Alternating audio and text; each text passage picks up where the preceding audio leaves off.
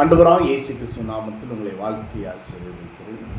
இந்த ஆசீர்வதிக்கப்பட்ட நாளிலே தேவன் நமக்கு ஒரு நல்ல வார்த்தையை தந்திருக்கிறார். லூக்கா சுவிசேஷம் 4ஆம் அதிகாரம் 18ஆம் வசனம். கர்த்தருடைய ஆவியானவர் என்மேல் இருக்கிறார், தரித்திரருக்கு சுவிசேஷத்தை பிரசங்கிக்கும்படி என்னை அபிஷேகம் பண்ணினார். இருதயம் நறுங்கொண்டவர்களை குணமாக்கவும், சிறைப்பட்டவர்களுக்கு விடுதலையும், குருடருக்கு பார்வையும் பிரசித்தப்படுத்தவும், நொறுங்கொண்டவர்களை விடுதலையாக்கவும்.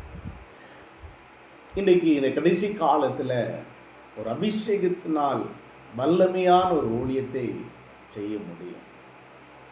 இயேசு கிறிஸ்து இந்த ஊழியம் செய்த இந்த நாட்களில் பரிசுத்த ஆவியானவர் ஒரு வெண்புறாவாக அவர் மேலே அமர்ந்தார். பரலோகத்திலிருந்து ஒரு சத்தங்கள், இவர் என்னுடைய நேசகுமாரன், இவர் மேல் பிரியமாக இருக்கிறேன் என்று சொல்லி பரிசுத்த ஆவியானவர் எப்பொழுது அவர் மேல் அமர்ந்தாரோ அப்போ இருந்து அவருடைய ஊழியத்தில் ஒரு பெரிய மாற்றம் காணப்பட்டது, ஒரு பெரிய விடுதலை காணப்பட்டது. பாருங்க, இன்றைக்கு ஏன் நம்முடைய ஒவ்வொருடைய வாழ்க்கையில் சில வேளையில் தேவனுடைய காரியங்கள் நடக்கவில்லை, அவருடைய சித்தம் இந்த பூமியில ஊழியத்தில் நம்ம மூலம் நடக்கவில்லை என்று சொன்னால், ஆவியானுடைய நம்மளோடு கூட இருந்து அவர் வேலை செய்ய முடியவில்லை. அதுதான் உண்மை.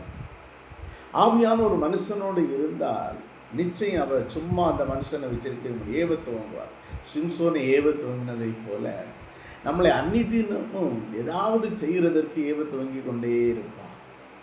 இங்கே பார்க்கும் பொழுது குருடருடைய கண்களை திறக்கவும், நொறுங்குண்டவர்களை விடுதலையாகவும், கட்டுண்டவர்களுக்கு விடுதலை கொடுக்கவும் கர்த்தரை அபிஷேகம் பண்ணினார் என்று சொல்லி பார்க்கிறோம். அப்போ இயேசு இந்த ஊழியத்தில் அவர் ஸ்டார்டிங்கில் கர்த்தருடைய ஆவியானவர் மேல் இருந்தனால தான் சுவிசேஷத்தை பிரசங்கிகம் பண்ண முடிந்தது, சுவிசேஷம் சொல்ல முடிந்தது. இன்றைக்கு பார்க்க வேண்டும், நாம் ஒரு இடத்துல போய் சுவிசேஷத்தை சொல்லும் பொழுது ஏன் ஜனங்கள் என்னை ரட்சிக்கப்பட முடியவில்லை, ஜனங்கள் விடுதலை பெற முடியவில்லை என்று சொன்னால், நம்ம மாம்சத்தினால தான் இன்னைக்கு பேசிக்கொண்டு இருக்கிறோம், ஆவியோடு பேசவில்லை. பரிசுத்த ஆவியானவர் உங்களோடு இருந்து பேசுவாரானால் அந்த தேசங்கள் மாறும், ஜனம் மாற முடியும். நான் கடந்த நாளில் சென்னைக்கு போக வேண்டிய சூழ்நிலை காணப்பட்டது. அப்புறம் கிண்டி பஸ் ஸ்டாண்டில் அப்படியே நான் உட்கார்ந்துருந்தேன். போய் அப்படி டக்குன்னு அப்படி உட்கார்ந்தேன். ஒரு வாலிப ஒரு ஸ்திரீ கையில் பைபிளை வைத்துட்டு அவங்க அந்த ரோட்டில் பிரசங்கம் பண்ணுகிறார். கர்த்தர் உன்னை ரட்சிக்கிறார், மனந்திரும்பு, பரலோக ராஜ்யம் உனக்கு சமீபமாக இருக்கிற, மனந்திரும்பு என்று சொல்லி ஒரு பாலிப ஸ்திரீ. பாருங்க, நான் ஒரு நிமிஷம் அப்படியே நானே ஒரு ஆச்சரியப்பட்டுப்பேன். வாலிப பொண்ணு தனிமையாக ஆண்டவரை பற்றி சவாலாக பேசுகிறாங்க, தைரியமாக பேசுகிறாங்க, ஒரு வெட்கப்படவே இல்லை. இன்னைக்கு ஏன் ஆவியானவர் நம்மிடத்தில் இருந்து அதை செயல்படுத்த முடியவில்லைன்னு சொன்னால், நம்ம சில வேளையில் இன்னைக்கு வெட்கப்படுகிறோம். ஆவியானவர் நம்மோடு இருக்கிறதை மறந்துடும். ஒரு மனுஷனோடு ஆவியானவர் இருந்தால், ஒரு மனுஷியோடு ஆவியானவர் இருந்தால் தைரியமாக கடந்து போவோம். யாரையும் நினைச்ச மாட்டாங்க, பார்க்கவே மாட்டாங்க. தைரியமாக கடந்து போய் ஆண்டவரை பற்றி பேசுவாங்க. அவங்களால் உட்காரவே முடியாது. அதனால தான் இங்கே பார்க்க கர்த்தருடைய ஆவியானவர் என்மேல் இருக்கிறார், சிறுமைப்பட்டவர்கள் சுவிசேஷத்தை பிரசங்கிக்கும்படி கர்த்தர் என்னை அபிஷேகம் பண்ணினார். இன்னைக்கு ஏன் உட்கார்ந்து கொண்டு இருக்கிறோம் என்று சொன்னால், அந்த தெய்வீக அபிஷேகத்தினால் சில வேளையில் நிரப்பப்படவில்லை. இன்னைக்கு அநேகருடைய வாழ்க்கை நான் பார்க்கிறேன், எப்பொழுதும் தூங்கி கொண்டு இருக்கிற ஒரு நிலைமை. பார்த்தா ஒரே தூக்கம்தான், சாப்பிடணும், தூங்கணும், இதுதான். சிலங்க சோம்பேறியாகவே இருந்து கொண்டிருக்கு. என்ன ஊழியம், என்ன வேலை, இப்படி நினைக்கிற ஒரு சோம்பேறியினுடைய ஒரு ஆகும். அப்போ மாஃபியானவர் உங்களுக்குள்ளே இருந்தால் அவர் உங்களை அமைதலாக உட்கார விடவே மாட்டார். ஏவத்துவம் கடந்து போக வைப்பார், கிராமங்களை கடந்து போக வைப்பார், பெரிய பெரிய சிட்டியில் ஆண்டவர் உங்களை கொண்டு போய் பயன்படுத்துவார். அப்போ இந்த அபிஷேகம் தான் இன்னைக்கு இந்த கடைசி காலத்தில் நாம் கேட்க வேண்டும். ஆண்டவரை கேட்கணும், ஆண்டவரே அன்றைக்கு இயேசுவின் மேலே இறங்கி நீர் ஆளுகை செய்தது போல என் மேல் இறங்கி நீர் ஆளுகை செய்யுங்க, என்னை நிரப்புங்க, கணுக்கால் அல்ல, முழங்கால் அல்ல, இடுப்பளவு அல்ல, நீச்சலமான ஒரு அபிஷேகத்தை தாருங்க ஆண்டவரே. எனக்கு ஒரு உற்சாகத்தை தாருங்க, எனக்கு ஒரு பலனை தாருங்க ஆண்டவரே. நான் கடந்து போகிற இடமெல்லாம் நம்முடைய வல்லமை வெளிப்பட வேண்டும் என்று சொல்லி நீங்கள் ஆண்டவரிடத்தில் கேட்கும் பொழுது ஆண்டவர் நிச்சயம் உங்களை நிரப்பி ஆசீர்வதிப்பார், உங்களை வல்லமையாக பயன்படுத்துவார். ஏன்னு சொன்னால் இன்னைக்கு அநேக லட்ச ஜனங்கள் ஆண்டவரை அறியாத ஜனங்கள் இருக்கிறாங்க. யார் எனக்கு ஒரு ஆறுதல் தர மாட்டாங்களா? ஒரு மனுஷன் என்னிடத்துல வந்து பேச மாட்டாங்களா? ஐயோ என்னை விசாரிக்க மாட்டாங்களான்னு சொல்லி அநேகர் வந்து அவளோடு எதிர்நோக்கி கொண்டு இருக்கிறாங்க. அப்போ நம்ம அபிஷேகம் உங்களுக்குள்ளே இருந்தால் அப்படிப்பட்ட ஜனங்களிடத்தில் நீங்கள் கடந்து போகிறதற்கு அவர்களை விசாரிக்கிற ஒரு எண்ணம் உண்டாகும். அவர்கள் மேல் உங்களுக்கு ஒரு பாரம் இருக்கும். ஐயோ அந்த ஆத்துமா அழிந்து போகக்கூடாது, அந்த ஆத்துமா பரலோக ராஜ்யம் வர வேண்டும், அந்த ஆத்துமா நித்திய ராஜ்யம் அடைய வேண்டும் என்கிற அந்த பாரம் இருக்கும். இன்னைக்கு ஏன் அது இல்லைன்னு சொன்னால் ஆவியானவர்னால சில வேளை நம்ம நிரப்பப்படவில்லை. ஆவியானவர் சில வேளையில் நம்ம விட்டு அப்படியே வெளியே நிற்கிற ஒரு சூழ்நிலை காணப்படுகிறது. தேவ பிள்ளைகளை இந்த நாளில் தன்னை தானே நீ ஆராய்ந்து பார்க்க வேண்டும். ஏன் சொன்னால் உங்களை விட்டு உங்களிடத்தில் தான் ஆண்டவர் எதிர்பார்க்க, என்னுடைய சித்தத்தை செய்கிறதற்கு யார் என்று சொல்லி ஆண்டவர் பார்க்கிறார். ஆண்டவருடைய சித்தங்களை நீங்கள் செய்யும் பொழுது நிச்சயம் தேசங்கள் மாறும், ஜனங்கள் கர்த்தரை அறிய முடியும். எவ்வளோ ஜனங்கள் பலவீனத்தோடு வீட்டில் இருக்கிறாங்க, ஹாஸ்பிட்டலில் இருக்கிறாங்க.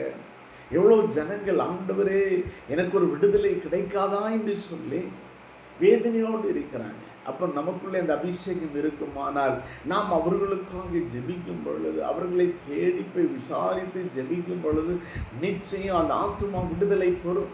இந்த கடைசி காலத்தில் வியாதிகள் அதிகமாக எங்கே பார்த்தாலும் மரண வியாதிகள் தான் பார்க்க முடிகிறது. ஒரு பக்கம் சுகர் வியாதிகள், கேன்சர் கட்டி, மரண படுக்கை, மரணத்திற்கும் ஜீவனுக்கும் ஒரு அடி தூரத்தில் தான் இருக்கிறாங்க.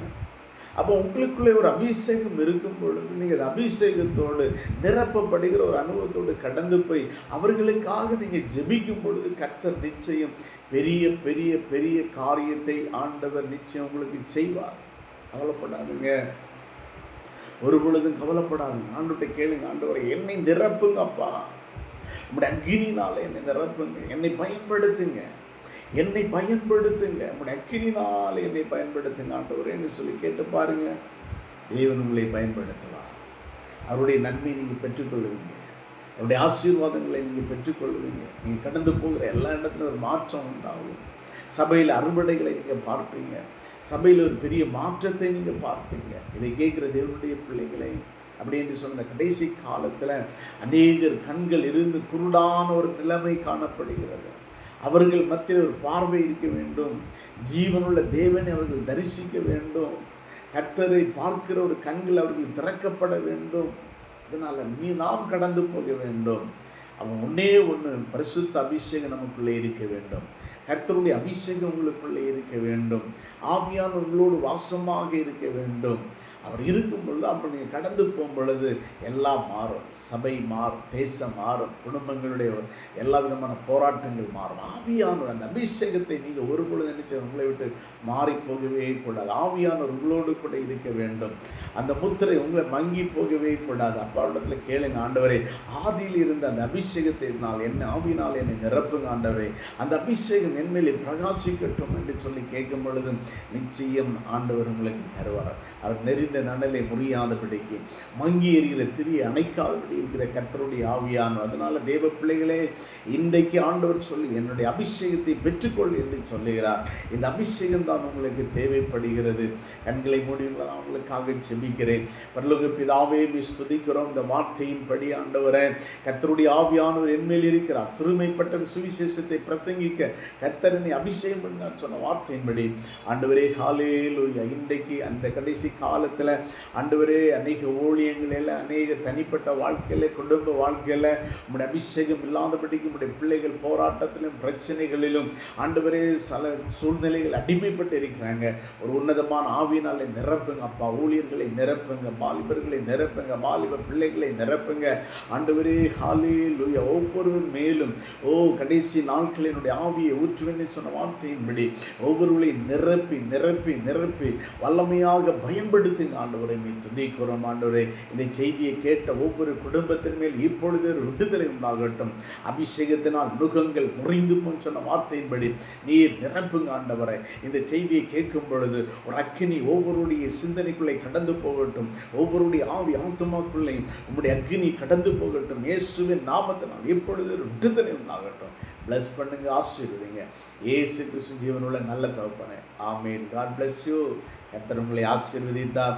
இந்த செய்தி அநேகருக்கு அனுப்புங்க, ஷேர் பண்ணுங்க. கர்த்தர் உங்களோடு கூட இருக்கிறார். ஆமீன்.